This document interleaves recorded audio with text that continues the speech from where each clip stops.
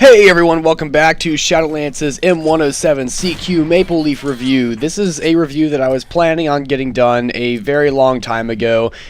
The gun got put out like last 4th of July to kind of go alongside the Old Glory that got released, but I never got around to doing that one. I did do the Old Glory, and to be honest, they are exactly the same weapon. There is no difference between the two of them at all. Even unlike the Spiders and Scorpions XM8s that had like different firing sounds, there's literally no difference between the two of these weapons except the fact that this one is red, and in my opinion looks a little bit cooler. I just got the Old Glory because I thought it represented my country a little bit more. That's just me being patriotic, but other than that, these two weapons are exactly the same. So without any further ado, I'm going to be diving into both this weapon, the Maple Leaf, and comparing it to the M107CQ SE, the normal NX standard variant that you can buy of this weapon. So without any further ado, ammo capacity on the Maple Leaf is a 5 of 20. The M107 SE is the same, 5 of 20.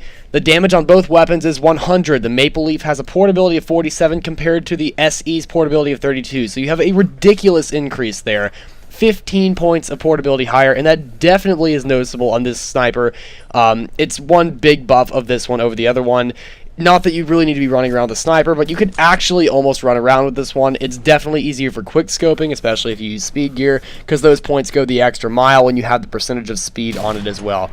The rate of fire, however, is only 10 on both weapons. The accuracy on the Maple Leaf is a whopping 98, a massive increase over the 92 on the M107CQ SE. However, keep in mind, the SE is customizable for up to 95 accuracy. That is not true of the Maple Leaf. It is stuck at 98. However, that is still 3 points higher than the regular M107 SE. Both of them have a recoil of 66, but if you increase that on the M107CQ SE, that 66 will increase to a whopping 69, which is very high even for a sniper. Keep in mind that also does matter a little bit more on the M107 series because of the dual zoom scope similar to the TRG SE. It's actually originally from this weapon, so really the TRG SE is more like these two weapons, but the M107 series is well known for its double scope, very high magnification, highest in the game for any sniper. The recoil will matter because it does stay in scope every shot. So if you're looking at firing as fast as you can, your shots will get slightly less accurate, but you will be able to still land your shots pretty accurately. It's just the recoil is going to get in the way, might make it a little bit more difficult to use the weapon. Anyway, with the stats out of the way, stuff to actually explain the stats. The damage drop-off of this weapon is originally when the weapon was first released, the M107CQ series, quite a few years ago actually. They're quite old weapons. It was the best damage drop-off sniper in the game, even above the L9. It still is better than the L9, and there are a few other weapons nowadays that have better damage drop-off than this, but the damage is so consistent that even at maximum range across Kill Creek, you can expect a very consistent one-shot kill, even on medium vesters. Tankers are a different story. It's not known as a tanker killer. It doesn't have that hidden damage stat that goes above 100 like some weapons do. The L9, I believe, actually comes out to around 103. It's technically a little bit higher. I haven't measured it in a long time.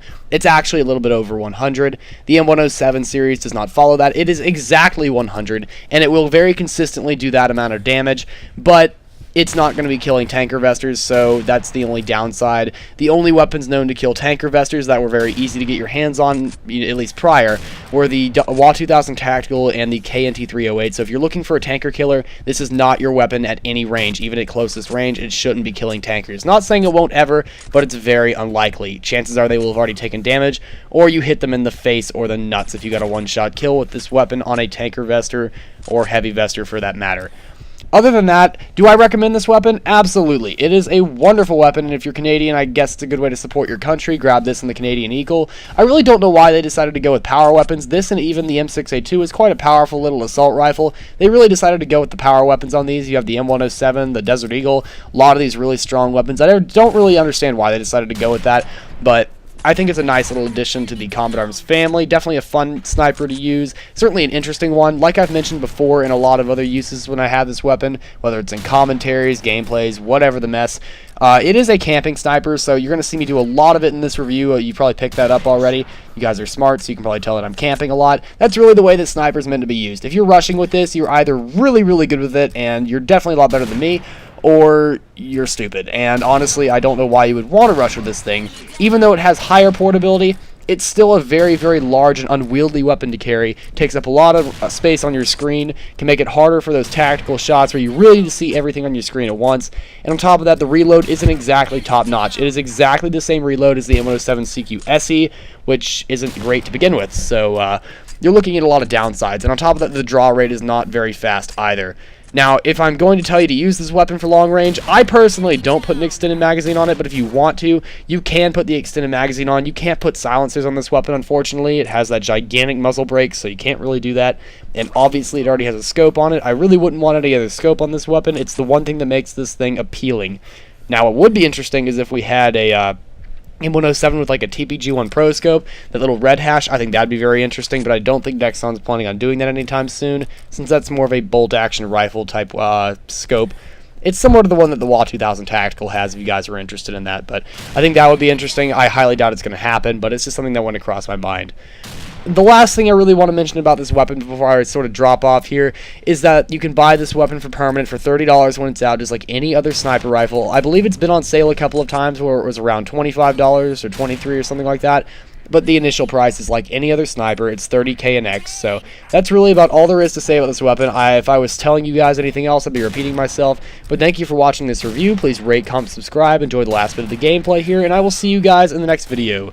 Shadolance out.